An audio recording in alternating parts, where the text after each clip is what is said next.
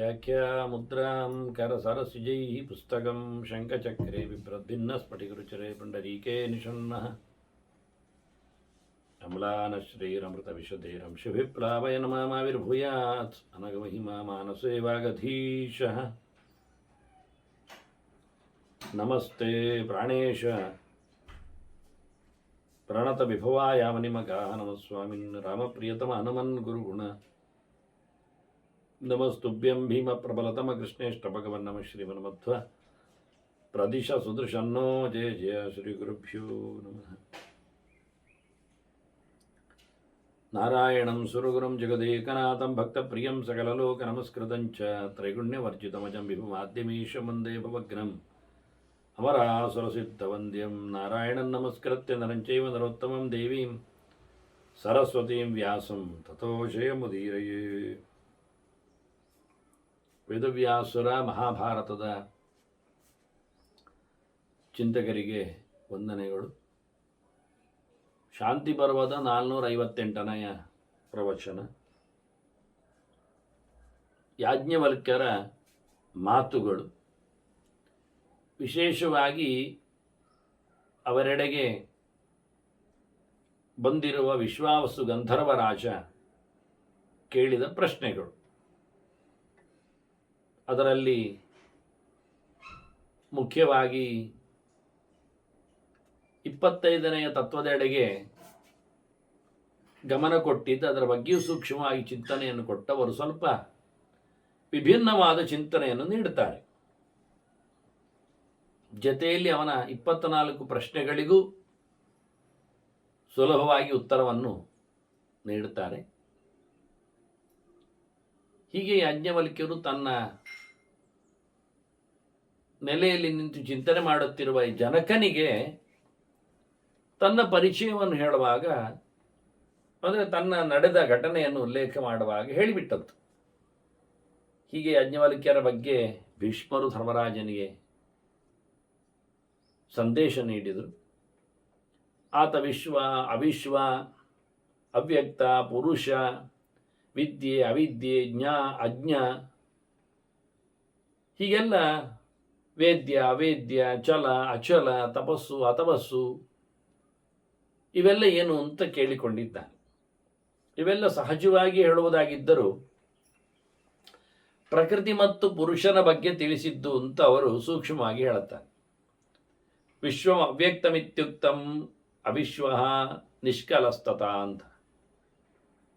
ವಿಶ್ವವನ್ನು ನಾವು ಅವ್ಯಕ್ತ ಹೇಳುತ್ತೇವೆ, ಅದೇ ಪ್ರಕೃತಿ ಅಂತ ಅರ್ಥ, ಇದೆಲ್ಲವೂ ಅಂತ ಅರ್ಥ. ಅವಿಶ್ವನಾದವ, ವಿಶ್ವ ಸಂಬಂಧ ಇಲ್ಲದವ, ವಿಶ್ವಾತೀತನಾದವ, ಪ್ರಪಂಚಕ್ಕೆ ಸೇರದವ, ಅವ ನಿಷ್ಕಲನಾಗಿರತಕ್ಕ ಭಗವಂತ ಇದ್ದಾನೆ.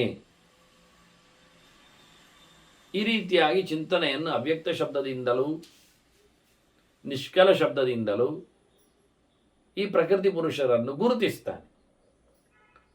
ಹಾಗಾಗಿ ಮುಂದೆ ಅವನ 2 ಪ್ರಶ್ನೆಯಲ್ಲಿ, ವಿಶ್ವಾವಸಿನ ಪ್ರಶ್ನೆಯಲ್ಲಿ ಪ್ರಕೃತಿ ಮತ್ತು ಪುರುಷ ಏನು ಅಂತ. ಹಾಗಾಗಿ ಅವ್ಯಕ್ತಂ ಪ್ರಕೃತಿ ಪ್ರಾಹು ಪುರುಷೇತಿ ಚ ನಿರ್ಗುಣಂ ಅಂತ ಹೇಳಿ ಅವ್ಯಕ್ತಳನ್ನೇ ಪ್ರಕೃತಿ ಅಂತ ಶಬ್ದದಲ್ಲಿ ಗುರುತಿಸಿದ್ದು ಅಂತ ಹೇಳ್ತಾರೆ. ಹೀಗಾಗಿ ಪ್ರಕೃತಿಯನ್ನು ಅವ್ಯಕ್ತ ಶಬ್ದದಿಂದ ಇಲ್ಲಿ ಹೇಳಿದ್ದು ಸಮ ಉತ್ತರದಲ್ಲಿ. ಅದರಂತೆ ಪುರುಷ ಶಬ್ದದಿಂದ ನಿಷ್ಕಲನನ್ನು, ನಿರ್ಗುಣನನ್ನು, ಭಗವಂತನನ್ನು ಹೇಳಿದ್ದಾರೆ. ಹೀಗಾಗಿ ಇಲ್ಲಿ ಪ್ರಕೃತಿ ಪುರುಷರಲ್ಲಿ ಇಲ್ಲಿ ಚೈತನ್ಯಗಳನ್ನೇ ಗಮನಿಸಿದ್ದು, ಗುರುತಿಸಿದ್ದು ಅಂತ ಅರ್ಥ ಕಾಣುತ್ತದೆ ಹೇಳಿಕೊಳ್ಳುವ ರೀತಿ ನೋಡಿದಾಗ, ಎಲ್ಲವೂ ಅರ್ಬಡಿ. ಅದರಂತೆ ಮುಂದೆ ಕೇಳುವಾಗ ಅವನ ಪ್ರಶ್ನೆಯಲ್ಲಿ ಜ್ಞಾನ ಯಾವುದು, ಜ್ಞೇಯ ಯಾವುದು ಅಂತ. ಜ್ಞೇಯಂ ಪುರುಷ ಅಂತ ಹೇಳಿ ಸ್ಪಷ್ಟವಾದ ಉತ್ತರ. ತಿಳಿಯಬೇಕಾದವನು ಭಗವಂತ. ಹಾಗಾದ್ರೆ ಜ್ಞಾನಂತೂ ಪ್ರಕೃತಿ ವಿಂದ್ಯಾತ್ ಅಂತ, ಅದು ಪ್ರಕೃತಿಯಿಂದ ತಿಳ್ಕೋ. ಅದರಂತೆ ಅಜ್ಞ ಯಾವುದು, ಅಜ್ಞಂ ಅವ್ಯಕ್ತ ಉದ್ದಿಷ್ಟಂ ಜ್ಞಃ ನಿಷ್ಕಲ ಏವಚ. ಭಗವಂತನೇ ಜ್ಞಾನರೂಪನು, ತಿಳುವಳಿಕೆ ಇಲ್ಲದ್ದು ಪ್ರಕೃತಿ. ಇಲ್ಲಿ ಬಂದಾಗ ಜಡವನ್ನು ಚಿಂತನೆಯಲ್ಲಿ ತಂದಿರುತ್ತಾರೆ ಪ್ರಕೃತಿಗೆ, ಅಲ್ಲದಿದ್ದು ಪರಿಪೂರ್ಣವಾದ ಜ್ಞಾನ ಇಲ್ಲ ಎನ್ನುವ ಅರ್ಥ ಮಾಡಲಿಕ್ಕೆ ಬರ್ತದೆ. ಅದರಂತೆ ತಪಾಹ ತಪಾಸ್ತು ಪ್ರಕೃತಿ ವಿದ್ಯಾತ್ ಅಥವಾ ಪುರುಷ ಸ್ಮೃತಃ ಅಂತೇಳಿ ಚಿಂತನೆ ಮಾಡುವವನು, ಸಾಧನೆ ನಡೆಸುವವನು ಎನ್ನುವ ಲೆಕ್ಕದಲ್ಲಿ ಪ್ರಕೃತಿಯನ್ನು ತಿಳಿಸಿ ಅದರ ಆಚೆಗೆ ಇರುವವನನ್ನು, ಭಗವಂತನನ್ನು ಅತಮಸ್ಕನನ್ನಾಗಿ ಗುರುತಿಸ್ತಾರೆ. ಇದರಂತೆ ಸೂರ್ಯ ಯಾರು, ಅತಿಸೂರ್ಯ ಯಾರು ಅಂತ ಕೇಳಿದ್ದನವ. ಹಾಗಾಗಿ ಸೂರ್ಯನ್ ಅವ್ಯಕ್ತ ಮುದ್ದಿಷ್ಟಂ ಅತಿಸೂರ್ಯಸ್ತು ನಿಷ್ಕಲಹ ಅಂತೇಳಿ ಅವ್ಯಕ್ತವಾದದ್ದು ಸೂರ್ಯ, ಪ್ರಪಂಚಕ್ಕೆ ಸಂಬಂಧಪಟ್ಟಂತೆ ಇರುವಂಥದ್ದು. ಸೂರ್ಯನನ್ನು ದಾಟಿ ಅತಿಮೀರಿ ಇರುವವನು ಅತಿಸೂರ್ಯನಾದವನು ಭಗವಂತ. ಪುರುಷನಿದ್ದಾನೆ, ನಿರ್ಗುಣನಿದ್ದಾನೆ ಅನ್ನುವ ಲೆಂಚನೆ. ಅವಿದ್ಯಾ ಪ್ರಕೃತಿ ಪ್ರೋಕ್ತ. ವಿದ್ಯಾ ಅಂತೂ ಪುರುಷ. ವಿದ್ಯೆಯಲ್ಲಿ ಅವಿದ್ಯೆ ಅದು ಪ್ರಕೃತಿ,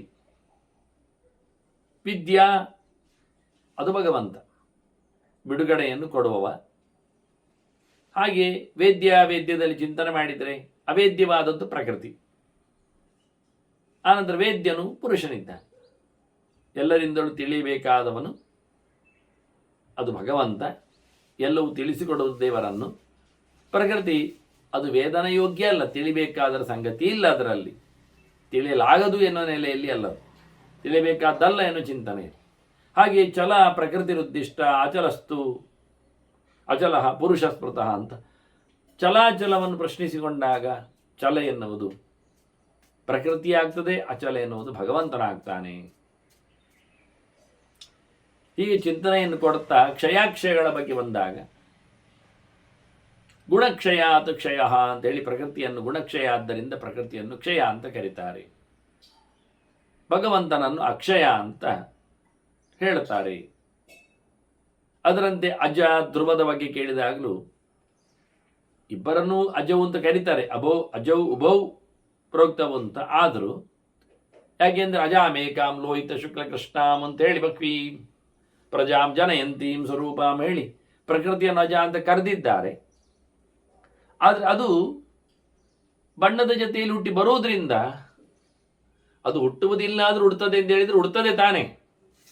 ಜನಯಂತೀಂ ಅದು ಹುಟ್ಟಿಸುವುದರಿಂದ ಹುಟ್ಟಿದಾಗೆ ಅಲ್ವಾ. ಆದರೆ ದೇವರು ಹುಟ್ಟುವುದೇ ಇಲ್ಲ, ಆದ್ದರಿಂದ ಮುಖ್ಯವಾಗಿ ಅಜ ಭಗವಂತನೇ. ಹಾಗೆ ಧ್ರುವ ಶಾಶ್ವತವಾದದ್ದು, ಶಾಶ್ವತ ಏಕ ಪ್ರಕಾರಕವಾದದ್ದು ಭಗವಂತ. ಅವನಿಂದಾಗಿ ಉಳಿದವರೆಲ್ಲದರ ಶಾಶ್ವತ ಮೌಲ್ಯ ಇರುವುದು. ದ್ರವ್ಯಂ ಕರ್ಮಜಗಾಲಶ್ಚ ಸ್ವಭಾವೋ ಜೀವೈವ ಚದನುಗ್ರಹದಸ್ಸಂತಿ ಅಂತ ದೇವರ ಅನುಗ್ರಹದಿಂದ ಇರುವುದರಿಂದ ಉಳಿದದ್ದನ್ನು ಸಹ ಧ್ರುವ ಅಂತ ಕರಿತೀವಿ. ಈಗ ಧ್ರುವವು ಸಹ ಎರಡಿದೆ, ಆದರೆ ಮುಖ್ಯ ಧ್ರುವ ಭಗವಂತ ಅಂತ. ಹೀಗೆ 24ರ ಬಗ್ಗೆ ಚಿಂತನೆಗಳನ್ನು, ಪ್ರಶ್ನೆಗಳನ್ನು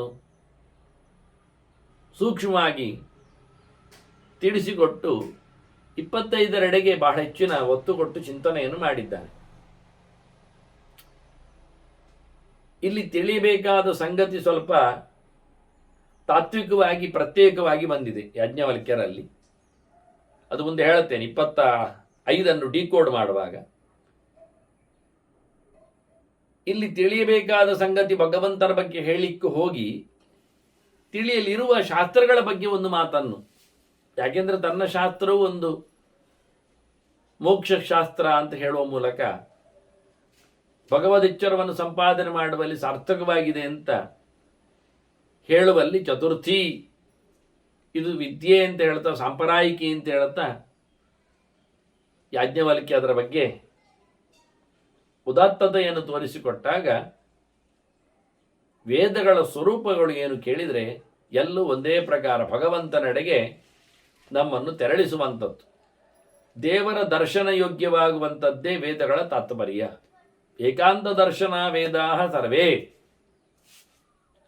ಯಾವುದನ್ನೂ ಬಿಡದೆ ಎಲ್ಲ ಮಾತುಗಳ ಒಕ್ಕೊರಳವಾದ ದೇವರ ದರ್ಶನಕ್ಕೆ ಅಣಿಯಾಗಿಸುವ ಕಥೆ. ಹೀಗೆ ಒಂದೊಮ್ಮೆ ನೀವು ವೇದದ ಅರ್ಥವನ್ನು ಭಗವಂತನಲ್ಲಿಯೇ ಕೊನೆಯಾಗದಂತೆ ನೋಡದಿದ್ದರೆ,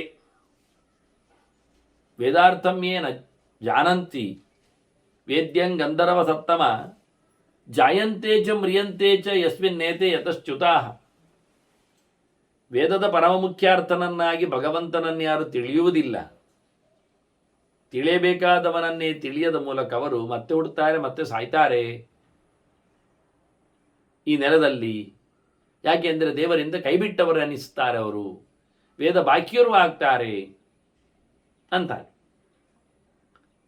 ಸಾಂಗೋ ಭಾಂಗಾನಪೀಯದಿ ಪಂಚವೇದಾನಧೀಯತೆ ವೇದವೇದ್ಯನ್ನ ಜಾನೀತೆ ವೇದಭಾರ ಭವೈ ಸಹ.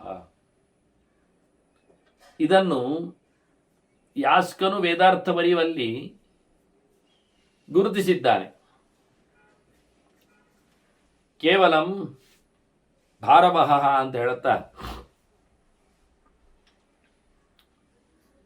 ಕತ್ತೆಗೆ ಹೋಲಿಸಿದ್ದಾನೆ. ಗಂಧದ ಕೊರಡನ್ನು ಹೊತ್ತುಕೊಳ್ಳುವ ಕತ್ತೆಗೆ ಅದರ ಎತ್ತರ ಗೊತ್ತಿಲ್ಲ, ಅದರ ಪರಿಮಳ ಬರುವುದು ಇಲ್ಲ, ಬಂದಿರೋದು ಗಂಧ ಅಂತ ಗೊತ್ತಿಲ್ಲ, ಅದಕ್ಕೆ ಪ್ರೆಷಿಯಸ್ ದೇವರ ಸೇವೆಗೆ ಎನ್ನುವ ಎಚ್ಚರಗಳು ಇಲ್ಲ. ಹಾಗೆ ಸುಮ್ಮನೆ ಹೊತ್ಕೊಂಡು ಹೋಗ್ತದೆ ಅಷ್ಟೇ. ಪ್ರೀತಿ ವಿಶ್ವಾಸ ಪುಣ್ಯಾವಧಾನ ಇದ್ಯಾವುದೂ ಇಲ್ಲ. ಹಾಗೆಯೇ ಮನುಷ್ಯ ಸಾಂಗೋಪಾಂಗಾನಪಿಯದಿ ಅಂತ ನಿಮ್ಮ ಪಂಚವೇದಾನಧೀಯತೆ ಅಂತ ಇತಿಹಾಸ ಪುರಾಣ ಪಂಚಮ ವೇದಾನಾಂ ವೇದ ಅಂತ ಉಂಟಲ್ಲ, 5 ವೇದಗಳನ್ನು ಸಾಂಗೋಪಾಂಗ, ಅಂಗ ಯಾವುದು? ಶಿಕ್ಷಾ ವ್ಯಾಕರಣಂ ಛಂದಃ ನಿರುಕ್ತಂ ಜ್ಯೋತಿಷಂ ಕಲ್ಪಃ ಅಂತೇಳಿ ಗಮ್ಮತ್ತು ಅಂದರೆ ಉಪಾಂಗ ಯಾವುದು? ಮತ್ತು ಅದಕ್ಕೆ ಸಂಬಂಧಪಟ್ಟವುಗಳು ಉಪವೇದಗಳು, ಧನುರ್ವೇದಾದಿಗಳು, ಆಯುರ್ವೇದಾದಿಗಳು, ಸಂಗೀತಾದಿಗಳು ಇವೆಲ್ಲ ಸೇರ್ತದೆ. ಇಷ್ಟೆಲ್ಲ ಇದ್ದುಕೊಂಡರೂ ವೇದವೇದ್ಯನ್ನ ಜಾನೀತೆ, ಅಲ್ಲಿ ಮುಖ್ಯಾಂಶ ಯಾರು? ಭಗವಂತ. ಅವರ ಬಗ್ಗೆ ಚೆನ್ನಾಗಿ ತಿಳ್ಕೊಳ್ಳದೆ ಇದ್ದರೆ ಇಷ್ಟೆಲ್ಲ ಮಾಡಿಯೂ ಸುಮ್ಮನೆ ಹೊತ್ಕೊಂಡಾಗಾಯಿತು, ಭಾರ ಹೊತ್ಕೊಂಡಾಯಿತು, ಉಪಯೋಗ ಆಗಲಿಲ್ಲ ಅಂತ. ಅದು ಏಕೆ ಸಾಧ್ಯ? ಅದು ಏನಿತ್ತು ಎಂತು ಕೇಳಿದರೆ ಅದರ ಮುಖ್ಯವಾದ ವಿಷಯ ಯೋ ಘೃತಾರ್ಥಿ ಕರಾಕ್ಷೀರಂ ಮಥೇತ್ ಗಂಧರ್ವ ಸತ್ತಮ ವಿಷ್ಟಾಂ ತತ್ರಾನ ಪಶ್ಯೇತ ನ ಮಂಡಂ ನಚ ವೈ ಘೃತಂ. ಒಬ್ಬನಿಗೆ ಹೋಮ ಮಾಡಲಿಕ್ಕೆ ತುಪ್ಪ ಬೇಕಾಗಿದೆ, ಅದಕ್ಕಾಗಿ ಅವ ಕತ್ತೆಯ ಹಾಲನ್ನು ಕಲಡಿಸ್ತಾ ಇದ್ದಾನೆ. ಬರ್ತದ ಬೆಣ್ಣೆ, ಸಿಗ್ತದ ತುಪ್ಪ ಅಂತ ಕೇಳ್ತಾನವ. ಹೇಲು ಬರ್ತದೆ ಅಂತಾನೆ, ವಿಷ್ಟಾಂ ತತ್ರಾನ ಪಶ್ಯೇತ ಅಂತಾನೆ. ಅಂತ ಹೇಳುವ ಇದಕ್ಕೆ ಉತ್ತರ? ಕತ್ತೆ ಹಾಲಿನಲ್ಲಿ ತುಪ್ಪ ತೆಗಿಲಿಕ್ಕೆ ಆಗುವುದಿಲ್ಲ, ಅದು ತುಪ್ಪ ಅಲ್ಲ, ಅದರಲ್ಲಿ ಕೆನೆ ಇಲ್ಲ, ಅದರಲ್ಲಿ ಬೆಣ್ಣೆ ಬರುವುದಲ್ಲ ಅಂತ. ಹಾಗಾಯ್ತು, ವೇದ ಅದರಲ್ಲಿ ಪ್ರಯೋಗ, ಅದರ ಅರ್ಥ, ಅದರ ವ್ಯವಸ್ಥೆ ಎಲ್ಲ ಹೇಳಿಕೊಂಡು ನೀವು ಮಾಡ್ತಾ ಹೋಗ್ತಾ ಇದ್ದೀರಿ. ಅದರಲ್ಲಿ ಮುಖ್ಯಾರ್ಥನಾದ ಭಗವಂತನನ್ನು ಹೇಳ್ತಾ ಇಲ್ಲ, ಯಾರ್ಯಾರನ್ನೋ ತಿಳಿದು ಏನೇನನ್ನೋ ನಡೆಸಿ ಹೇಗೆಗೋ ಫಲ ಪಡ್ತಾ ಇದ್ದೀರಿ ಹೇಳಿದರೆ ಅದು ನಿಮಗೆ ಸಿಕ್ಕಿದ್ದು ಏನು? ಅದು ಶುದ್ಧವಲ್ಲ ಅಂತಾರೆ. ಅಜಸ್ರಂ ಜನ್ಮ ನಿಧನಂ ಚಿಂತಯಿತ್ವಾ ತ್ರಯೀಮಿಮಾಂ ಪರಿತ್ಯಜ್ಯ ಕ್ಷಯಮಿಹ ಅಕ್ಷಯಂ ಧರ್ಮಮಾಸ್ಥಿತ. ನಿರಂತರವಾದ ಹುಟ್ಟು ಸಾವುಗಳಿಗೆ ಬದ್ಧವಾದಂತಹ ಈ ಚರ್ಯೆಯನ್ನು ನೋಡಿದಾಗ ವೇದೋಕ್ತವಾದ ಕರ್ಮಾಚರಣೆಯನ್ನು ಮಾಡಿಯೇ ಸ್ವರ್ಗಾದಿಗಳನ್ನು ಪಡೆದೇ ಮತ್ತೆ ಹುಟ್ಟಿ ಬರ್ತಾನೆ ಅಂತಾದರೆ ವೇದದ ಅರ್ಥ ಏನು ಅಂತ ಹೇಳ್ತೀರಿ? ಹುಟ್ಟು ಸಾವುಗಳಿಂದ ತಪ್ಪಿಸಿಕೊಳ್ಳುವಲ್ಲಿ ಇವನು ಸಮರ್ಥನಾಗಲಿಲ್ಲ ಆದರೆ ಪ್ರಯೋಜನ ಏನಾಯಿತು? ಅದರಿಂದ ಕ್ಷಯವಾದ ಫಲಗಳನ್ನು ಹೊರತುಪಡಿಸಿ ಬಿಟ್ಟಾಕಿ ಅಕ್ಷಯವಾದ ಸ್ಥಾನವನ್ನು ಪಡೆಯುವಲ್ಲಿ ವೇದ ಧರ್ಮವನ್ನು ಅವಲಂಬಿಸಬೇಕು. ಅದರಿಂದ ಷಡ್ವಿಂಶನನ್ನು ಕಾಣಬೇಕು ಅನ್ನುವ ನೆಲೆಯಲ್ಲಿ ಯಾಜ್ಞವಲ್ಕ್ಯ ಚಿಂತನೆಯನ್ನು ಕೊಡ್ತಾನೆ. ಇಲ್ಲಿ ಷಡ್ವಿಂಶ ಅಂದರೆ 26ನೇವ ಅಂತ.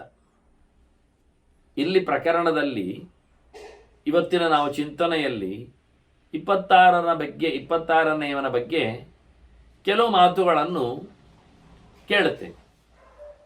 ಇದು ಯಾಕೆ ಯಾಜ್ಞವಲ್ಕ್ಯ ಹೇಳಿದ ಅಂದರೆ ಅವನು 25ನೇ ಪ್ರಶ್ನೆಯಲ್ಲಿ ಅನ್ವೀಕ್ಷಿಕೆಯಲ್ಲಿ 25ರನ್ನು ಕೇಳ್ತಾ ಇದ್ದ. ಇದು ಕನ್ಫ್ಯೂಸ್ ಆಗಬಾರದು ಅಂತ.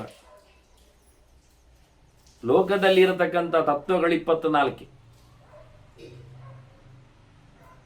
ಅದು ಮಾಮೂಲಿ. ಪಂಚಭಿಶ್ಚೈವ ಚತುರ್ಭಿಃ ದಶಭಿಸ್ತತ ಏತತ್ ಚತುರ್ವಿಂಶತಿಗಂ ಗಣಂ ಪ್ರಾಧಾನಿಕಂ ವಿದು ಅಂತ ಪ್ರಧಾನ ತತ್ವದ ಪ್ರಕೃತಿ ತತ್ವದ ಲೆಕ್ಕಾಚಾರದಲ್ಲಿ 24 ತತ್ವಗಳನ್ನು ತಿಳಿಸಿಕೊಡುತ್ತಾರೆ. ಪಂಚಭಿಹಿ ಪಂಚಭಿಶ್ಚೈವ ಅಂತ ಹೇಳಿ 5 ಭೂತಗಳು 5 ವಿಷಯಗಳು ಅಂತ ತಿಳಿಸ್ತಾ, ಚತುರ್ಭಿಹಿ ದಶಭಿಸ್ತತ ಅಂತ ಅದಕ್ಕೆ ಸಮನಾಗಿ 10 ಇಂದ್ರಿಯಗಳು ಮತ್ತು 4 ತತ್ವಗಳು, ಮಹದಹಂಕಾರ ತತ್ವಗಳು. ಅವ್ಯಕ್ತವನ್ನು ಸೇರಿಸಿ ಆದರೆ ಅವ್ಯಕ್ತ, ಮಹತ್, ಅಹಂಕಾರ, ಮನಸ್ಸು. ಇದಿಷ್ಟು ತತ್ವಗಳು ಅಂದರೆ ಸಂಗತಿಗಳು. ಹಾಗಾಗಿ ಇಲ್ಲೆಲ್ಲ ಜಡವಾದದ್ದನ್ನು ಹೇಳಿದ್ದು 24 ಭೌತವಾದ ಪ್ರಪಂಚದ ಚಿಂತನೆಯಲ್ಲಿ. ಈ ಜಡದಲ್ಲಿ ವಿಶೇಷವಾಗಿ ಅಭಿಮಾನಿಗಳು ಇದ್ದಾರೆ, ಅದು ದೇವತೆಗಳು, ಅದು ಚಿತ್. ಹಾಗಾಗಿ ಇಲ್ಲಿ ಜೀವನನ್ನು ಚಿಂತನೆ ಮಾಡಿದರೆ, ಈ ಜಡವನ್ನು ಹೊತ್ತುಕೊಂಡವನನ್ನು ಯೋಚನೆ ಮಾಡಿದರೆ ಜೀವ 25. ಕಣ್ಣಿನಲ್ಲಿಯೂ ನೀವು ಭೂತವನ್ನು ನೋಡ್ಬೋದಲ್ಲ, ದೇಹದಲ್ಲಿಯೂ ಸಹ, ಕಣ್ಣೆಲ್ಲ ದೇಹದಲ್ಲಿ ನೀವು ಪಂಚಭೂತವನ್ನು ನೋಡ್ಬೋದು, ಆದರೆ ಅದು ಹೆಣದಲ್ಲಿಯೂ ನೋಡಲಿಕ್ಕೆ ಬರ್ತದೆ. ಆದ್ದರಿಂದ ಜಡವಾಗಿ 24 ಗುರುತಿಸಿ ಅದರ ಆಚೆಗೆ ಜೀವನನ್ನು ಗಮನಿಸಬೇಕು. ಹಾಗಾಗಿ ಅದನ್ನು 25 ಅಂತ ಕರಿಬೇಕು. ಆ 25 ಒಳಹೊಕ್ಕವನು ಅದು 26ನೇ ಭಗವಂತ. ಆದ್ದರಿಂದ ಈ ಜೀವಕೋಟಿಯಲ್ಲಿ 24 ಜೀವಕೋಟಿಗಳು ಬಂದವು. ಲಕ್ಷ್ಮಿ ಇಲ್ಲಿ ಸೇರ್ತಾಳೆ, ಬ್ರಹ್ಮನು ಬರ್ತಾನೆ. ಹಾಗಾಗಿ 24 ತತ್ವಗಳ ಅಭಿಮಾನಿಗಳಾದ ದೇವತೆಗಳ ರಾಶಿಗಳನ್ನು ಇಟ್ಟುಕೊಂಡು ಜೀವನನ್ನು 24ರಲ್ಲಿ ಸೇರಿಕೊಂಡವನನ್ನು 25ನೆಯ ಒಂದು ಅಂಶ ಅಂತ ತಿಳ್ಕೊಂಡ್ರೆ, ಅದರ ಆಚೆಗೆ 26 ಎನ್ನುವ ತಕ್ಕವ, ಈ 24 ಹೊತ್ತುಕೊಳ್ಳದವ, ಜಡವಾದ ತತ್ವಗಳು ಇಲ್ಲದವ, ಎಲ್ಲ ದೇವತೆಗಳ ಅರಸ, ಎಲ್ಲ ದೇವತೆಗಳನ್ನು ಹೊತ್ತಿ ನಿಂತವ. ಈ ರೀತಿಯಾಗಿ ಭಗವಂತನನ್ನು 26 ಹೇಳಿ 26, 25 ಅಲ್ಲ, 25ಕ್ಕೆ 24 ಗೊತ್ತುಂಟು, 24 25ನೇನು ತಿಳಿದಿಲ್ಲ, 25 26 ಒಂದೇ ಹೇಳುವುದು ಸಮ ಅಲ್ಲ, ಒಳಗಿದ್ದದ್ರಿಂದ 26 25 ಅಂತ ಹೇಳೋದ್ರಲ್ಲಿ ಅರ್ಥ ಇದೆ. ಹೀಗೆಲ್ಲ ಭಾಷೆಗಳಲ್ಲಿ ಮಾತಾಡ್ತಾರೆ. ಇಲ್ಲಿ ನಾನು ಹೇಳಿ ಆಯ್ತು ಅದನ್ನೆಲ್ಲ. ಇದು ಮೊದಲ ಹೇಳಿಕೊಂಡ ಹೇಳಿಕೆಯ ನೆಲೆಯಲ್ಲಿ ಇದಕ್ಕೆ ಅರ್ಥ ಹೇಳಿದಾಗ ಈ ಸಾಂಖ್ಯಿಕವಾದ ಶಬ್ದದಲ್ಲಿ ಇದನ್ನೇ ಸಂಖ್ಯಾ ಅಂದದ್ದು, ಮತ್ತೆಂಥದ್ದು ಇಲ್ಲಿ ಲೆಕ್ಕ ಉಂಟು ಅಂತ. ಹಾಗಾಗಿ ಸುಲಭವಾಗಿ ನಾನು 24 ಒಂದು ಮೊತ್ತವನ್ನು ನಿಮಗೆ ತಿಳಿಸಿಕೊಟ್ಟೆ. ಪಂಚಭೂತಗಳ ಮತ್ತು ಪಂಚ ವಿಷಯಗಳ ಶಬ್ದ ಸ್ಪರ್ಶ ರೂಪ ರಸಗಂಧಗಳ ಅದರ ಅಂಶಗಳ ಇದು 10 ಸುಲಭವಾಗಿ ಗೊತ್ತಾಯಿತು. ಮತ್ತು 10 ನಮ್ಮ ದೇಹದಲ್ಲಿ ಇದ್ದದ್ದು ಗೊತ್ತಾಗ್ತದೆ, ಜ್ಞಾನೇಂದ್ರಿಯ ಕರ್ಮೇಂದ್ರಿಯಗಳು, ಅದು ಮತ್ತೆ 5 ಇದು ಒಟ್ಟಾದ ನಂತರ ಅವ್ಯಕ್ತ, ಮಹದ್, ಅಹಂಕಾರ, ಮನಸ್ಸು ಅನ್ನುವ 4 ಒಳತತ್ವಗಳು ಅಲ್ಲಿ ಮುಗುದೇ 24. ಅನ್ಯಶ್ಚ ಶಾಶ್ವತೋ ವ್ಯಕ್ತ ತಥಾನ್ಯ ಪಂಚವಿಂಶಕಃ. 25ನೆಯ ಜೀವ ಅವನು ಬೇರೆಯೇ, ಯಾಕೆ ಅವನು 24ರಲ್ಲಿದ್ದಾನೆ. ಭಗವಂತ ಅನ್ಯಶ್ಚ ಶಾಶ್ವತಃ ವ್ಯಕ್ತ, ಅವನು ಪ್ರತ್ಯೇಕವಾಗಿದ್ದಾನೆ, ಅವನು ಯಾರಿಗೂ ಪೂರ್ಣವಾಗಿ ಕಾಣಿಸಿಕೊಳ್ಳುವುದಿಲ್ಲ, ಏಕಪ್ರಕಾರನಾಗಿದ್ದಾನೆ, ಜಡದ ಸಂಪರ್ಕವನ್ನು ಪಡೆದಿಲ್ಲ ಅವನು. ತಸ್ತಂ ಸಮನುಪಶ್ಯಂತಿ ತಮೇಕಮಿತಿ ಸಾಧವಃ. ಆ ಪಂಚವಿಂಶನಲ್ಲಿ ಜೀವನಲ್ಲಿ 25ನಲ್ಲಿ ಚೆನ್ನಾಗಿ ಇರುವುದ ಭಗವಂತನನ್ನು, ಮುಖ್ಯನಾದವನನ್ನು ತಿಳಿದವರು ಚೆನ್ನಾಗಿ ತಿಳ್ಕೊಳ್ಳುತ್ತಾರೆ. 25ರಲ್ಲಿ ನೆಲೆಗೊಂಡಿರತಕ್ಕ 26ನೇವನನ್ನು, 26 ಶುದ್ಧ ಭಗವಂತ, 25 ಜೀವ, ಅವನಲ್ಲಿ ದೇವ. ಅದನ್ನು 26ರಲ್ಲಿ ಜೀವ ಇಲ್ಲ, 26 ಶುದ್ಧನಾದ ಭಗವಂತ, 25 ಜೀವ ಇದ್ದಾನೆ. ಆದರೆ ಕೇವಲ ಜೀವ ಇರುವುದಿಲ್ಲ, ಜೀವನಲ್ಲಿ ದೇವ ಇದ್ದಾನೆ. ಹಾಗೆ ಜಡದಲ್ಲಿ 24ರಲ್ಲಿ ಕೇವಲ ಜಡ ಅಂತ ಇಲ್ಲ, ಅಲ್ಲಿಯೂ ಜೀವ ಇದ್ದಾನೆ. ಬೇರೆ ಬೇರೆ ಜೀವರು ಅಲ್ಲಿ ನೆಲೆಗೊಂಡಿದ್ದಾರೆ. ಎಲ್ಲಿ ಜೀವರಿದ್ದಾರೆ ಅಲ್ಲಿ ದೇವರಿದ್ದಾನೆ. ಯಾಕೆ ಜೀವ ಎನ್ನುವುದು ಪ್ರತಿಬಿಂಬ, ಆದ್ರಿಂದ ಬಿಂಬನಾದ ಭಗವಂತ ಬರಬೇಕು. ಅಂದು 24ರಲ್ಲಿಯೂ ದೇವರಿದ್ದಾನೆ, 26 ಇದ್ದಾನೆ. 24ರಲ್ಲಿಯೂ 25 ಎನ್ನುವುದು ಪ್ರತ್ಯೇಕವಾಗಿದೆ, ಒಂದೊಂದರ ಒಬ್ಬೊಬ್ಬರು ಇದ್ದಾರೆ. ಆ 24ರಲ್ಲಿಯೂ ಪ್ರತ್ಯೇಕವಾಗಿ ಇರತಕ್ಕಂಥ 25ರಲ್ಲಿ ಭಗವಂತ 26ನೇ ಇದ್ದಾನೆ.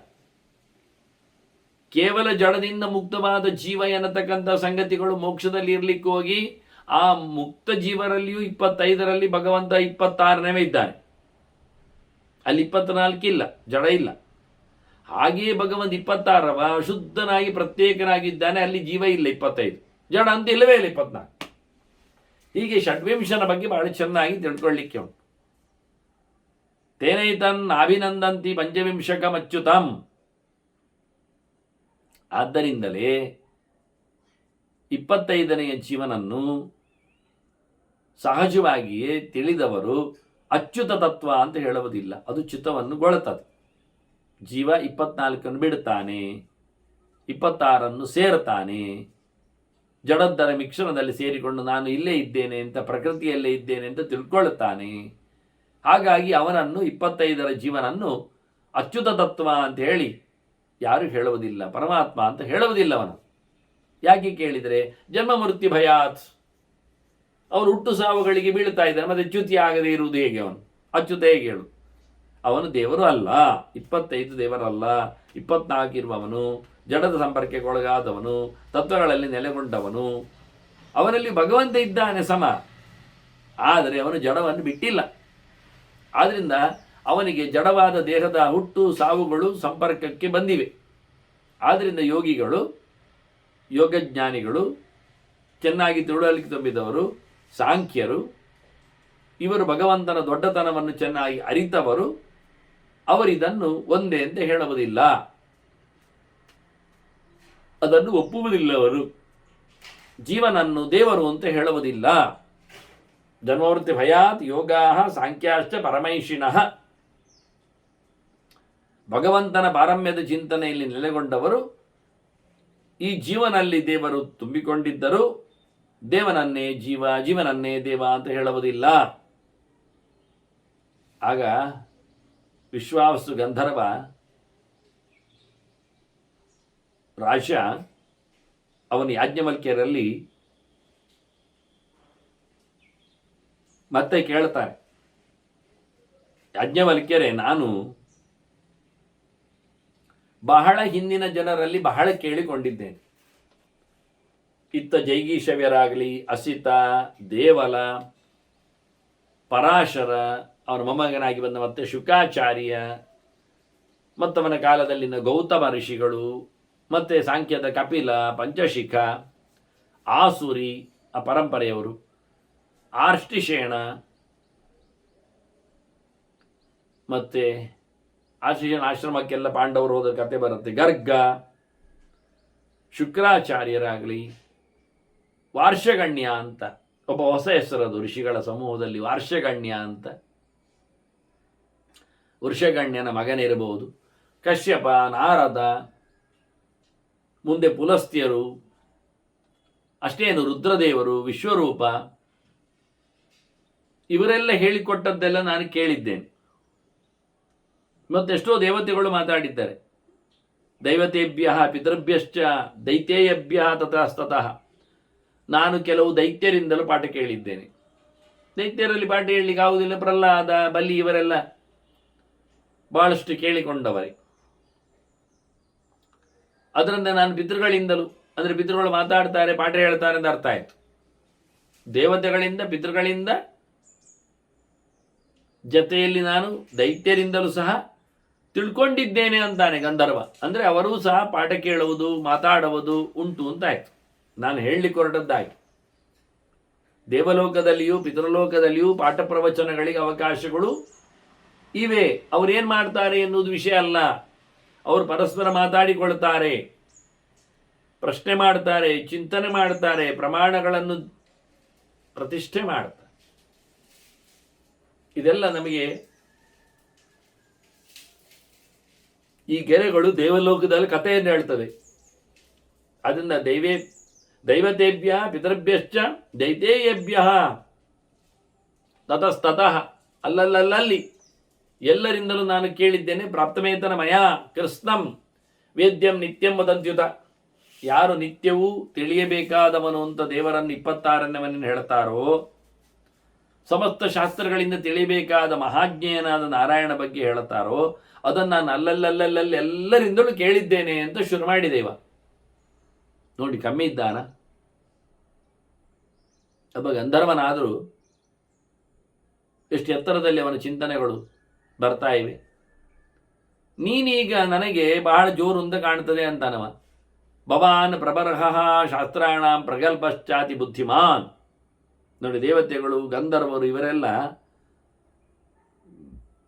ಎಲ್ಲಿ ಜ್ಞಾನ ಇದೆ ಅಲ್ಲಿಗೆ ಓಡಿ ಬರ್ತಾರೆ. ಗುರು ದ್ರೋಣನನ್ನು, ಗುರುದೇವತೆಯನ್ನು, ಬೃಹಸ್ಪತಿ ಆಚಾರ್ಯರನ್ನು ಕೃಷ್ಣ ದ್ರೋಣನಾಗಿ ಬರಲಿಕ್ಕೆ ಅವತರಿಸಲಿಕ್ಕೆ ಹೇಳಿಬಿಡ್ತಾನೆ ದೇವರು. ಹಾಗೆ ದ್ರೋಣನಾಗಿ ಅವನ ರೋಲ್ ಎಲ್ಲ ಗೊತ್ತು, ಏನು ಮಾಡಲಿಕ್ಕೆ ಉಂಟು ಅಂದೆಲ್ಲ ಮೊದಲೇ ಸ್ಕ್ರಿಪ್ಟ್ ಕೊಡ್ತಾನೆ. ನೀನು ಇಂಥವ, ಹೀಗೆ ಹುಟ್ಟಿ ಬರುವವ, ಇಂಥ ವೃತ್ತಿ ಮಾಡುವವ, ಕೊನೆಗೆ ನೀನು ಪಾಂಡವರ ಕೌರವರಿಗೆಲ್ಲ ವಿದ್ಯೆ ಹೇಳಿಕೊಡಬೇಕು, ಪರಶುರಾಮರಲ್ಲಿ ಕಲಿತು ಬರಬೇಕು. ಕೊನೆಗೆ ಪೆಟ್ಟುಬಿಡೆ ಆದಾಗ ಒಬ್ಬರ ಪಕ್ಷ ವಹಿಸಿ, ಕೌರವರ ಪಕ್ಷ ವಹಿಸಿ ಒಂದಿಷ್ಟು ದಿನ ಹೋರಾಡಿ ಕೊನೆಗೆ ಪಾಂಡವರ ಕೈಯಲ್ಲಿ ಸಾಯಲಿಕ್ಕೆ ಉಂಟು ಅಂತ ಸ್ಕ್ರಿಪ್ಟ್ ಕೊಟ್ಟ ನಂತರ ವೇಷ ಹಾಕಲಿಕ್ಕೆ ಹೋಗು. ಆಯಿತು ಅಂದ. ಗುರುವಾರದ ಒಡೆಯ ಬೃಹಸ್ಪತ್ಯಾಚಾರ್ಯರು, ದೇವತೆಗಳ ಗುರುಗಳು ಇಲ್ಲಿಯೂ ಪಾಠ ಹೇಳಲಿಕ್ಕುಂಟು ಅಂತೇಳಿ ಬಂದರು. ಆದರೆ ಒಂದು ಕೊನೆ ಯೋಚನೆ ಮಾಡಿದರು, ನಾನು ಪಾಂಡವ ವಿರೋಧಿಯಾಗಿ ಕೃಷ್ಣ ವಿರೋಧಿಯಾಗುವ ನೆಲೆಯಲ್ಲಿ ಹೋರಾಟ ಮಾಡಿ ಸಾಯುವವನಾಗ್ತೇನೆ. ಸರಿ, ಕೊಟ್ಟದ್ದು ಪಾಠ ಮಾಡಲಿಕ್ಕೆ ಉಂಟು ಚೆನ್ನಾಗಿ, ಅದಕ್ಕೆ ಫುಲ್ ಮಾರ್ಕ್ ಕೊಡ್ತಾರೆ. ಆದರೆ ನನಗೆ ಓದಲಿಕ್ಕಿಲ್ಲ ಆಗ್ತದಲ್ಲ. ನಾನು ಗುರುಗಳಾಗಿ ಪಾಠ ಮಾಡಲಿಕ್ಕೆ ಬರ್ತದೆ, ನನಗೆ ಪರಶುರಾಮನಲ್ಲಿ ಕಲೀಲಿಕ್ಕೆ ಸಿಗ್ತದೆ, ಆದರೆ ನಾನು ಕೃಷ್ಣನ ವಿರೋಧಿ ಆಗ್ತೇನಲ್ಲ, ಎಂತ ಮಾಡುವ?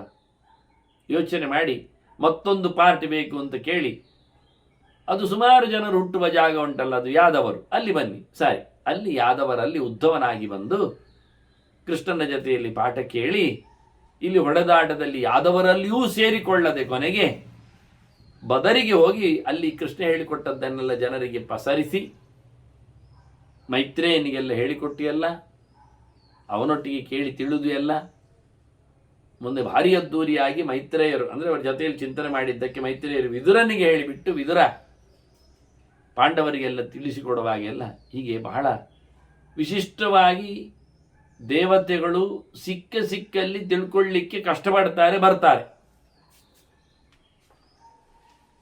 ಹಿಂದೆ ಹೇಳಿದ್ದೆ, ತಿಳುವಳಿಕೆಯನ್ನು ತಿಳಿಯಬೇಕಾದರೆ ಬಹು ಪ್ರಕಾರದಲ್ಲಿ ತಿಳಿಯಲಿಕ್ಕೆ ಆಗುವುದರಿಂದ ಅದನ್ನು ಗೊತ್ತಿದ್ದವರು ಮತ್ತೆ ಕೇಳುತ್ತಾರೆ ಅಂತ ಯಾಜ್ಞವಲ್ಕ್ಯರು ಹೇಳಿದ್ರಲ್ಲ, ನಿನಗೆ ಗೊತ್ತುಂಟು ನನಗೆ ಗೊತ್ತುಂಟು ಆದರೂ ಹೇಳುತ್ತೇನೆ ಕೇಳುತ್ತೇನೆ ಅಂತ.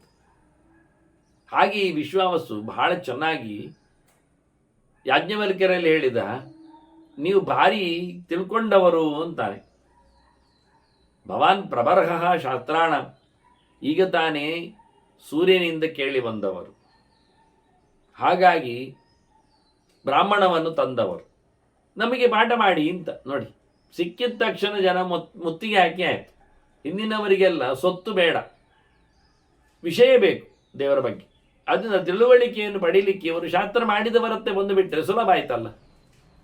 ಯಾರು ಪುಸ್ತಕ ಬರೆದಿದ್ದಾರೆ ಅವರ ಹತ್ರವೇ ಪ್ರಶ್ನೆ ಕೇಳಿಬಿಟ್ರೆ ಮತ್ತೆ ಕೇಳಲಿಕ್ಕೆ ಬೇರೆ ಕಡೆ ಹೋಗಬೇಕಾಗಿಲ್ಲ, ಅವರು ಬದುಕಿದ್ರೆ. ಹಾಗಿದ್ರೆ ಯಾಜ್ಞವಲ್ಕ್ಯರಿಗೆ ವಿಶ್ವಾವಸು ಬಂದು ಹೇಳುವುದು ನೋಡಿ, ಭವಾನ್ ಪ್ರಬರ್ಹ ಶಾಸ್ತ್ರಾಣ ಪ್ರಗಲ್ಭಶ್ಚ ಅತಿ ಬುದ್ಧಿಮಾನ್. ನೀನು ಜೋರಿದ್ದಿ, ಬುದ್ಧಿಮಂತ ಇದ್ದಿ, ನೀನು ಜಾಣ ಇದ್ದಿ, ಎಲ್ಲ ಶಾಸ್ತ್ರಗಳು ನೀನು ಗೊತ್ತಿದೆ ಅಂತ ಜನ ಹೇಳಿಕೊಳ್ತಾರೆ. ಅವನು ಹೇಳುದು ನೋಡು ಮತ್ತೆ, ನೀನು ಶ್ರುತಿ ನಿಧಿ, ನೀನು ಕೊಪ್ಪರಿಗೆ ಮಾರಾಯ. ಭವಾನ್ ಶ್ರುತಿ ನಿಧಿಶ್ಚಾಪಿ ಎಂತ ಹೇಳುವ, ನಮಗೆಲ್ಲ ನ್ಯೂಸ್ ಸಿಗ್ತದೆ ಅಂತಾನೆ. ನೋಡಿ, ವಿಶ್ವಾವಸು ನ್ಯೂಸ್ ಕಲೆಕ್ಟರ್. ಕತ್ತಸೆ ದೇವಲೋಕೇಚ ಪಿತೃಲೋಕೇಚ ಬ್ರಾಹ್ಮಣ, ನಿನ್ನನ್ನು ದೇವಲೋಕದಲ್ಲಿಯೂ ಜನರು ಹೇಳ್ತಾರೆ, ಯಾಜ್ಞವಲ್ಕ್ಯ ಇದ್ದಾನೆ, ಭಾರಿ ಜೋರಿದ್ದಾನೆ, ಒಳ್ಳೆ ಕೃತಿಯೆಲ್ಲ ಬರೆದಿದ್ದಾನೆ, ಹಾಗೀಗೆ ಅಂತ. ಪಿತೃಲೋಕದಲ್ಲಿಯೂ ಮಾತು ಕೇಳ್ತದೆ ನಮಗೆ. ನೋಡಿ, ಹಾಗಾದರೆ ದೇವಲೋಕದಲ್ಲಿ ಪಿತೃಲೋಕದಲ್ಲಿ ಮಾತಾಡಿಕೊಳ್ತಾರೆ, ಋಷಿಗಳ ಬಗ್ಗೆ ತಿಳಿದವರ ಬಗ್ಗೆ ಅವರು ಹೇಳಿಕೊಳ್ಳುತ್ತಾರೆ ಎನ್ನುವುದು ಅರ್ಥ ಆಯಿತು. ಈಗ ಮಹಾಭಾರತದ ಪ್ರವಚನ ಉಡುಪಿಯಲ್ಲಿ ಆಗ್ತದೆ ಎನ್ನುವುದು ದೇವಲೋಕದಲ್ಲಿಯೂ ವಾರ್ತೆ ಆಗ್ತದೆ, ಪಿತೃಲೋಕದಲ್ಲಿಯೂ ಕೇಳಲಿಕ್ಕೆ ಸಿಗ್ತದೆ. ನಮ್ಮ ಹಿಂದಿನ ಪಿತೃಗಳೆಲ್ಲ ಹೇಗೆ ವೈಷ್ಣವೋಸ್ಮತ್ಕುಲೇ ಜಾತಃ ಸನ ಸಂತಾರಯಿಷ್ಯತಿ ಆಸ್ಫೋಟ ಎಂದಿಬಿತರ ಪ್ರನೃತ್ಯ ಎಂಜಿಬಿತಾಮಹ ಅಂತ ಮಧ್ವಾಚಾರ್ಯರು ಹೇಳಿಬಿಟ್ಟಿದ್ದಾರೆ. ಗೋಪಿಚಂದನ ಹಾಕಿಕೊಂಡು ಚಕ್ರಶಂಖಗಳನ್ನು ಎತ್ತಿಕೊಂಡು ತುಳಸಿ ಮಾಲೆ ಧರಿಸಿಬಿಟ್ಟು ನಾರಾಯಣ ನಾಮವನ್ನು ಹೇಳುತ್ತಾ ಬೆಳಿಗ್ಗೆದ್ದು 3 ಹೊತ್ತು ಜಪ ಮಾಡಿ ಮುಳುಗೆದ್ದು ಭಗವಂತನ ಎಚ್ಚರದಿಂದ ತೀರ್ಥ ತಗೊಂಡು ತತ್ವನ್ಯಾಸ ಮಾಡಿ ಹೀಗೆಲ್ಲ ಊಟೋಪಚಾರಗಳಲ್ಲಿ ನಿರತನಾಗ್ತಾನೆ. ನನ್ನ ಎತ್ತರವನ್ನು ಬಿತ್ತರವನ್ನು ವೈಷ್ಣವನಾಗಿ ತೋರಿಸಿಕೊಡುತ್ತಾನೆ ಅಂತ ಗೊತ್ತಾದಾಗ ಅವರು ಕೋಲೆಸೆದು ಕೈಚಪ್ಪಾಳೆ ತಟ್ಟಿ ಎದೆ ಉಬ್ಬಿಸಿ ಕುಣಿದು ಕುಪ್ಪಳಿಸ್ತಾರಂತೆ ಹಿಂದಿನವರು. ಹೇಗಿಲ್ಲ? ಇದನ್ನು ಗಮನಿಸಿ ನೋಡಿ ಹೇಳಿದ ಮಾತುಗಳಿವು. ಆದ್ದರಿಂದ ಪಿತೃಲೋಕದಲ್ಲಿ ದೇವಲೋಕದಲ್ಲಿ ವಾರ್ತೆಗಳು ನಡೀತವೆ.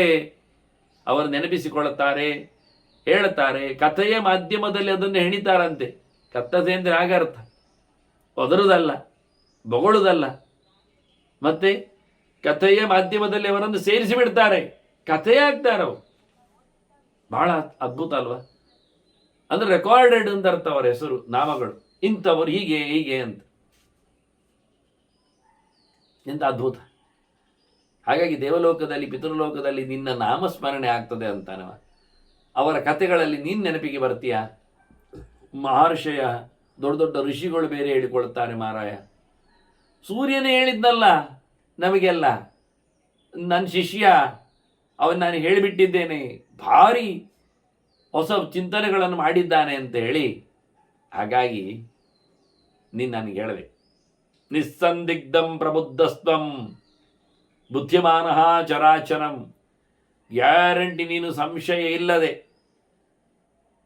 ನಿಶ್ಚಯವಾಗಿ ಗಟ್ಟಿಮುಟ್ಟಾಗಿ ನೀನು ತಿಳಿಯಬೇಕಾದ ಈ ಪ್ರಪಂಚವನ್ನು, ಪ್ರಪಂಚದ ಆಚೆ ನಿಂತ ಭಗವಂತನನ್ನು, ಈ ಜೀವಕೋಟಿಯನ್ನು, ಈ ಜಡರಾಶಿಯನ್ನು ನೀನು ಚೆನ್ನಾಗಿ ತಿಳ್ಕೊಂಡಿದ್ದಿ. ನೀನು ಪ್ರಬುದ್ಧ. ಪ್ರಬುದ್ಧ ಅಂದರೆ ಪೂರ್ವ ಓದಿದವ. ಪ್ರ ಅಂದರೆ ಪ್ರಕರ್ಷವಾದ, ಎತ್ತರವಾದ, ಅತಿ ಮುಖ್ಯವಾದ, ಪರ ಅನಿಸಿಕೊಂಡ ಪರಮಾತ್ಮನನ್ನು ತಿಳಿದವ. ಸಾಂಖ್ಯ ಯೋಗ ಎಲ್ಲ ಜ್ಞಾನ ನಿನ್ನಲ್ಲಿದೆ. ಹೇಗೆ ತಿಳ್ಕೊಳ್ಳಬೇಕು, ಹೇಗೆ ನಡೆಸಿಕೊಡಬೇಕೆನ್ನುವುದನ್ನು ಆಚಾರ ವಿಚಾರಗಳ ಐಟಿ ಬಿಟಿ ಹೇಳಿದಾಗೆ ಎಲ್ಲ ನಿನ್ನ ಕೈಯಲ್ಲಿದೆ. ಹಾಗಾಗಿ ನಾನು ನಿನ್ನಲ್ಲಿ ಕೇಳಲಿಕ್ಕೆ ಬಂದದ್ದು. ಇಷ್ಟು ಜನರಲ್ಲಿ ಕೇಳಿದ್ದೇನೆ ಹೇಳಿ ಆಯ್ತಲ್ಲವ. ಆದ್ರಿಂದ ನೀನು ಯಾರ ಹತ್ರ ಕೇಳಲಿಲ್ವಾ ಅಂತ ಕೇಳಲಿಕ್ಕೆ ಇಲ್ಲ. ಇಷ್ಟು ಜನರಲ್ಲಿ ಕೇಳಿದ್ದೇನೆ, ನಿನ್ನಲ್ಲಿ ಕೇಳಬೇಕು ಅಂತ ನನಗೆ ಆಸೆ ಉಂಟು. ಶ್ರೋತುಮಿಚ್ಛಾಮಿ ತೇ ಶ್ರೋತುಮಿಚ್ಛಾಮಿ ತದು ಜ್ಞಾನಂ. ಆ ವಿಶೇಷವಾದ ಜ್ಞಾನವನ್ನು ನನಗೆ ಹೇಳಬೇಕು ಅಂತ ಗಂಧರ್ವನಾದವ ಯಾಜ್ಞವಲ್ಕ್ಯನಲ್ಲಿ ಬಂದಿದ್ದಾನೆ. ಯಾಜ್ಞವಲ್ಕ್ಯರು ಹೇಳ್ತಾರೆ, ಹೇಳುವಾಗ ಹೇಳ್ತಾರೆ, ಇಷ್ಟೆಲ್ಲ ಕೇಳಿ ಬಂದಿದ್ದೀಯಲ್ಲ ನೀನು. ಹೌದು, ಮತ್ತು ಇಷ್ಟೆಲ್ಲ ಕೇಳಿ ಬಂದ, ಇಷ್ಟು ಜನರಲ್ಲೆಲ್ಲ ಕೇಳಿ ಬಂದದ್ದು ನಿನಗೆಂಥದ್ದು ಗೊತ್ತಿಲ್ಲ ಅಂತ ಆಯ್ತಾ ಇಲ್ಲಿ ಮತ್ತೆ ಮನೆ ಕೇಳಿದ್ದಕ್ಕೆ? ಹಾಗಲ್ಲ ಅರ್ಥ. ಇಷ್ಟು ಜನರಲ್ಲಿ ಕೇಳಿ ಬಂದದ್ದನ್ನು ಹೊತ್ತುಕೊಂಡು ನನ್ನ ಬಳಿ ಬಂದಿದ್ದೆಲ್ಲ, ಹಾಗಾದರೆ ನಿನ್ನ ತಲೆ ಎಷ್ಟು ದೊಡ್ಡದಿಲ್ಲ ಅಂತಾರೆ ಇವರು. ಕೃಷ್ಣಧಾರಣಮೇವತ್ವಾಂ ಕೃಷ್ಣಧಾರಿಣಮೇವತ್ವಾಂ ಮನ್ಯೇ ಗಂಧರ್ವ ಸತ್ತಮ. ನೀನು ಜೋರಿದ್ದಿ ಮಾರೆ, ತುಂಬ ಹೊತ್ಕೊಂಡವನು ನನಗೆ ಗೊತ್ತುಂಟು. ನಿನಗೆ ಪೂರ್ಣ ತಲೆಯಲ್ಲಿ ಹಾಕೊಳ್ಳಿಕ್ಕೆ ಬಂದಿದ್ದೀಗ. ಅಷ್ಟು ಜನರ ಚಿಂತನೆಗಳ ರಾಶಿ ನೋಡಿ. ಅಷ್ಟು ಜನರಲ್ಲಿ ಕೇಳಿದ್ದೇನೆ ಅಂತ ಹೇಳಿದರೆ, ಎಂಥದ್ದು ಅಂತ ಕೇಳಿದರೆ ಗೊತ್ತಿಲ್ಲ ಅಂತ ಹೇಳಿಬಿಟ್ರೆ ಎಷ್ಟು ಬೆಪ್ಪ ಆಗೋದಿಲ್ವ? ಆದ್ದರಿಂದ ಇವಾಗ ಗೊತ್ತು, ಎಲ್ಲ ತಿಳ್ಕೊಂಡಿದ್ದಾನೆ ಅಂತ.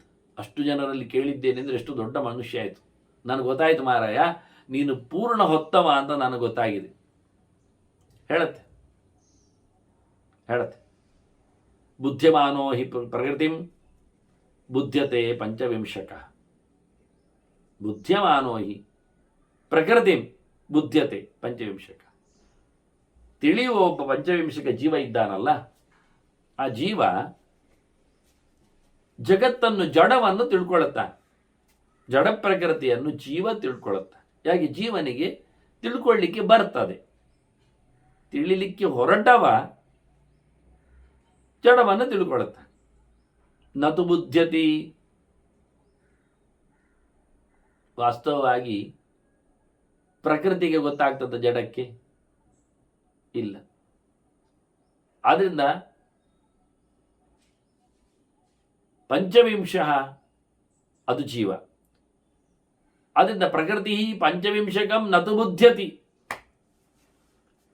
ಜಡಕ್ಕೆ ಜೀವ ಗೊತ್ತಾಗುವುದಿಲ್ಲ, ಜೀವಕ್ಕೆ ಜಡ ಗೊತ್ತಾಗ್ತದೆ. ಜೀವ ತಿಳ್ಕೊಳ್ಳಿಕ್ಕೆ ಹೋದರೆ ಜಡವನ್ನು ತಿಳ್ಕೊಳ್ತದೆ. ಹಾಗಾಗಿ ನಿಜವಾಗಿಯೂ ಪಂಚವಿಂಶನಾದ ಜೀವನು ಚತುರ್ವಿಂಶಕವಾದ ಪ್ರಕೃತಿಯನ್ನು ಜಡರೂಪದಲ್ಲಿ ತಿಳ್ಕೊಳ್ಳುತ್ತಾನೆ. ಮತ್ತವನು ಯೋಗ್ಯತೆ ಇದ್ದರೆ ಅದರ ತತ್ವಗಳ ಜೀವರನ್ನು ಸಹ ಜೀವರನ್ನಾಗಿ ತಿಳ್ಕೊಳ್ಳುತ್ತಾನೆ, ಜಡವನ್ನಾಗಿಯೂ ತಿಳ್ಕೊಳ್ಳುತ್ತಾನೆ. ಆದರೆ ಜಡ ಕೇವಲವಾದ ಪ್ರಕೃತಿ ಜೀವರನ್ನು ತಿಳ್ಕೊಳ್ಳುವುದಿಲ್ಲ ಎನ್ನುವುದಿಷ್ಟು ಮುಖ್ಯ ವಿಷಯ. ಮತ್ತೆ ನೋಡ್ತಾ ಹೋದರೆ ಪಶ್ಯನ್ ತಥೈವ ಚಾಪಶ್ಯನ್ ಪಶ್ಯತ್ಯನ್ಯಃ ಸದಾನಘ. ಮುಖ್ಯವಾಗಿ ನೋಡಬೇಕಾದ ಸಂಗತಿ ಜಡವನ್ನು ನೋಡ್ತಾನೆ, ನೋಡ್ಲಿಕ್ಕಾಗದ ಸಂಗತಿಯನ್ನು ನೋಡದೆಯೂ ಇರ್ತಾನೆ. ಅದ್ಯಾವುದು? ದೇವರು. ಈಶ ತತ್ವವನ್ನು ನೋಡುವುದಿಲ್ಲ, ಜಡತತ್ವವನ್ನು ನೋಡ್ತಾನೆ. ನೋಡ್ಲಿಕ್ಕಾಗುವವನೂ ಸಹ ಅವನು ದೇವರನ್ನು ನೋಡ್ತಾ ಇಲ್ಲ. ಆದರೆ ವಿಪರೀತ ಏನು ಕೇಳಿದರೆ ಇಲ್ಲಿ 3 ವಿಷಯ ಬಂತು: ಜಡ, ಜೀವ, ಈಶ. ಜೀವ ಮಧ್ಯದಲ್ಲಿದ್ದಾನೆ, ಜಡ ಮೊದಲಿದೆ, ಅದರ ಆಚೆಗೆ ಈಶನಿದ್ದಾನೆ. ನಡುವಿನ ಜೀವ ಜಡವನ್ನು ನೋಡ್ತಾನೆ, ಈಶನನ್ನು ನೋಡುವುದಿಲ್ಲ. ಜೀವನಿಗೆ ನೋಡಲಿಕ್ಕೆ ಬರ್ತದೆ, ಆದರೆ ಜಡ ಕಾಣ್ತದೆ. ಜೀವನಿಗೆ ಜೀವ ಕಾಣ್ತದೆ, ಜೀವನಿಗೆ ಈಶ ಕಾಣುವುದಿಲ್ಲ. ಜಡಕ್ಕೆ, ಕೇವಲ ಜಡಕ್ಕೆ ಜೀವವೂ ಗೊತ್ತಿಲ್ಲ, ಜೀವದಂತೆ ಈಶವೂ ಗೊತ್ತಿಲ್ಲ. ಟೋಟಲಿ ಅದಕ್ಕೆ ಚೇತನ ಗೊತ್ತಿಲ್ಲ ಹೇಳಿಬಿಟ್ರೆ ಮುಗಿದೋಯ್ತು. ಜಡಕ್ಕೆ ಚೇತನ ಗೊತ್ತಿಲ್ಲ. ಅದು ಯಾಕೆ? ಅದು ಜಡ ಆದ್ರಿಂದ, ಅದು ಚೇತನ ವಿರುದ್ಧ ಆದ್ರಿಂದ, ಅದು ಸತ್ಯವೇ.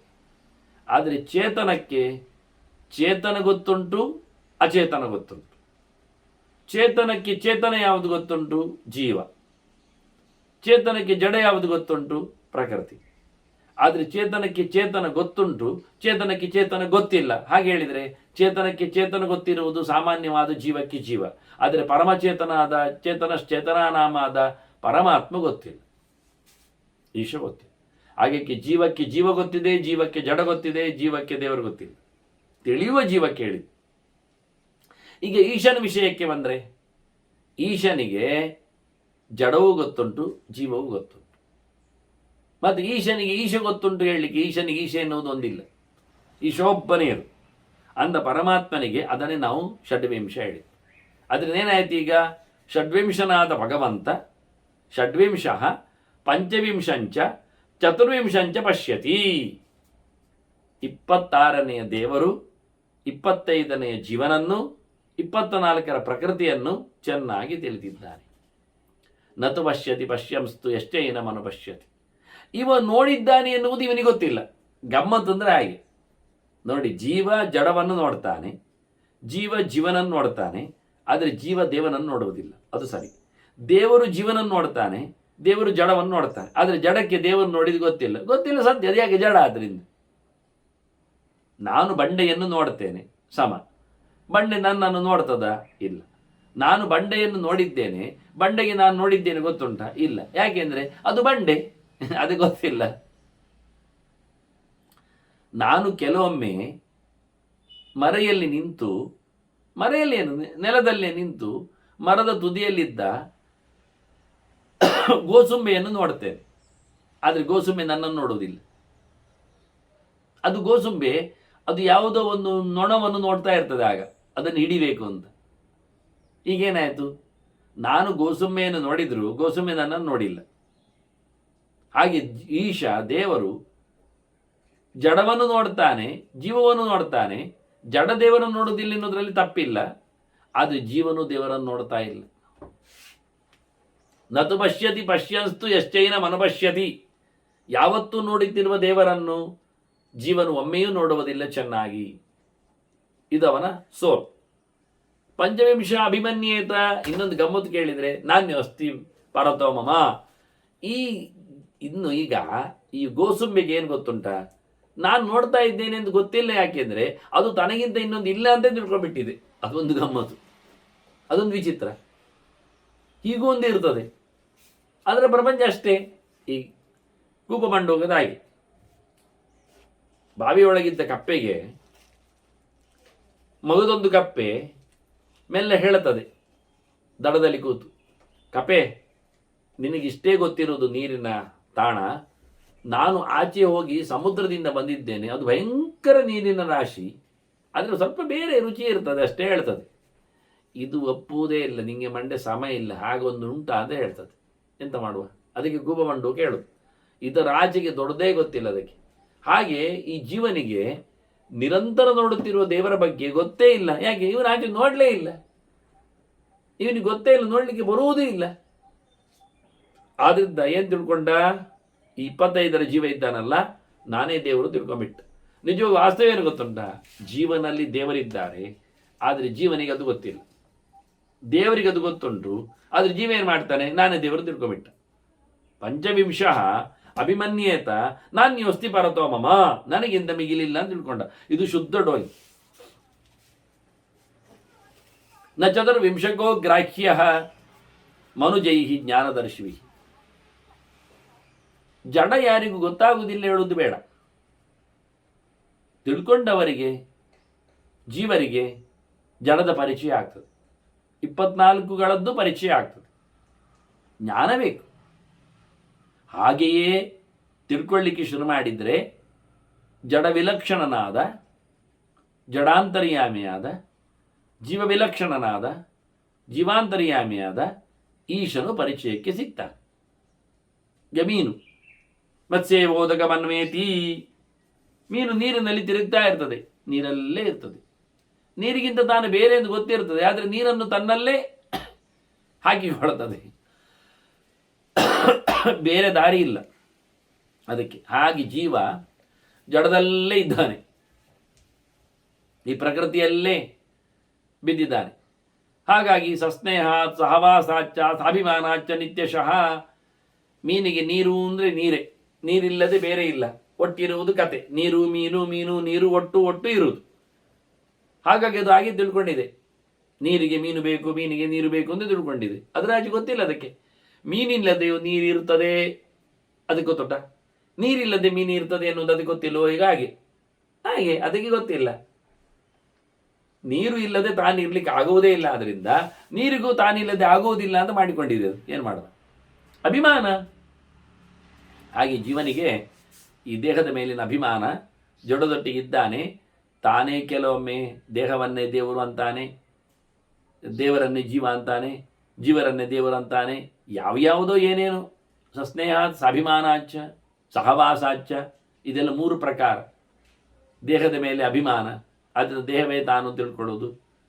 ಜೀವದೊಟ್ಟಿಗೆ, ದೇವರೊಟ್ಟಿಗೆ ತಾನಿದ್ದಾನೆ, ಅದರಿಂದ ಜೀವನು ದೇವರು ಒಂದೇನು ಮಾಡಿ ದೇವರೊಟ್ಟಿಗೆ ಜೀವ ಇದ್ದಾನೆ, ಹಾಗಾಗಿ ಜೀವನೇ ದೇವರು ತಿಳ್ಕೊಳ್ಳೋದು. ಸಹವಾಸಾತ್ ಮತ್ತು ಸಸ್ನೇಹಾತ್, ಅಪರಂಪಾರವಾದ ಪ್ರೀತಿ ತನ್ನ ಮೇಲೆ ಇದೆ, ಇನ್ನೊಬ್ಬರ ಮೇಲೆ ಬರ್ತಾ ಇಲ್ಲ. ಹೀಗಾಗಿ ಸ್ನೇಹದಿಂದಾಗಿ ಅಭಿಮಾನ ಹುಟ್ಟಿದೆ, ಸ್ನೇಹದಿಂದಾಗಿ ಸಹವಾಸ ಹುಟ್ಟಿದೆ. ಪ್ರೀತಿ ತನ್ನನ್ನು ತಾನೇ ಮಾಡಿಕೊಳ್ತಾ ಇದ್ದಾನೆ, ಅದರ ಆಚೆಗೆ ಬರುವುದಿಲ್ಲ. ನನಗಿಂತ ಅಧಿಕ ಪ್ರೀತಿ ನಾನು ಯಾರಿಗೆ ಮಾಡಲಿ ಅಂತಾನೆ. ಹೀಗಾಗಿ ಬೇರೆ ಇಲ್ಲ ಹೇಳಲಿಕ್ಕೆ ಹೋಗ್ತಾನೆ. ಆದ್ರಿಂದವ ಸ ನಿಮಜ್ಜತಿ ಕಾಲಸ್ಯ ಯದೈಕತ್ವಂ ನ ಬುದ್ಧ್ಯತೆ. ಕಾಲನಿಯಾಮಕನಾದ ಭಗವಂತನ, ಎಲ್ಲವನ್ನು ಮುಗಿಸಿಬಿಡುವವ, ಎಲ್ಲವನ್ನು ತಂದಿಟ್ಟವನ ದೇವರ ಎತ್ತರತನವನ್ನು, ಮುಖ್ಯತನವನ್ನು, ದೊಡ್ಡತನವನ್ನು ಯಾವತ್ತಿನವರೆಗೆ ತಿಳಿಯುವುದಿಲ್ಲ, ಆವತ್ತಿನವರೆಗೆ ಅವ ಈ ಪ್ರಕೃತಿಯಲ್ಲಿ, ಸಂಸಾರದಲ್ಲಿ ಮುಳುಗಿಯೇ ಹೋಗ್ತಾನೆ. ಯದಾತು ಮನ್ಯತೆ ಅನ್ಯೋಹಂ ಅನ್ಯೇಷಃ ಇತಿ ದ್ವಿಜಃ ತದಾ ಸ ಕೇವಲೀಭೂತಃ ಷಡ್ವಿಂಶಂ ಅನುಪಶ್ಯತೆ.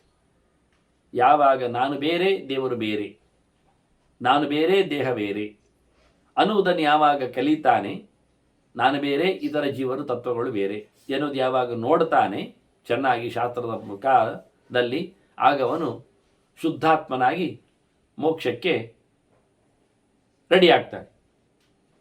ಆಗ ಭಗವಂತನನ್ನು ಕಾಣ್ತಾನೆ. ತಾನು 25, ನಾನು 26 ಅಲ್ಲ, ನನಗೆ ಒಳಗಿರುವಂಥದ್ದು 24, ಅದು ನಾನಲ್ಲ ತಿಳಿದಾಗ. ಹೀಗೆ ಯದಾಸಹ ತದಾಸ ಆಯ್ತಲ್ಲ, ಯದಾಸಹ ಕೇವಲೀಭೂತಃ ಷಡ್ವಿಂಶಮನುಪಶ್ಯತಿ ತದಾಸ ಸರ್ವವಿತ್ ವಿದ್ವಾನ್. ಆಗಲೇ ಅವನಿಗೆ ಅರಿವು ಬರ್ತದೆ. ಆಗಲೇ ಅವನಿಗೆ ಪುನರ್ಜನ್ಮ ವಿಂದತಿ ನ ಪುನರ್ಜನ್ಮ ವಿಂದತಿ, ಮತ್ತೆ ಅವನು ಹುಟ್ಟಿ ಬರುವ ಕ್ರಮ ಇದೆ. ಆದ್ದರಿಂದ ಷಡ್ವಿಂಶಂ ಅನುಪಶ್ಯಂತಹ ಶುಚಯ ತತ್ಪರಾಯಣ, ಸರ್ವೋತ್ತಮನು ದೇವರೇ ಎನ್ನುವುದನ್ನು ತತ್ಪರಾಯಣ, ಅದು ಬೇರೆ, ಅದು ಎತ್ತರ, ನನಗಿಂತ ದೊಡ್ಡದು ಅನ್ನುವುದನ್ನು ಯಾರು ಚೆನ್ನಾಗಿ ತಿಳಿತಾರೆ, ನಿರಂತರವಾಗಿ ಭಗವಂತನನ್ನು ಜೀವ ವಿಲಕ್ಷಣನನ್ನಾಗಿ, ಜಡ ವಿಲಕ್ಷಣನನ್ನಾಗಿ, ಜಡ ಜೀವಗಿಂತ ಅತ್ಯಂತ ಬೇರೆಯವನನ್ನಾಗಿ ಅಷ್ಟೇ ಅಲ್ಲದೆ ಅತ್ಯುತ್ತಮನನ್ನಾಗಿ ಯಾರು ತಿಳ್ಕೊಳ್ತಾನೆ ಅವರೇ ಶುದ್ಧಾತ್ಮ ತತ್ವರು.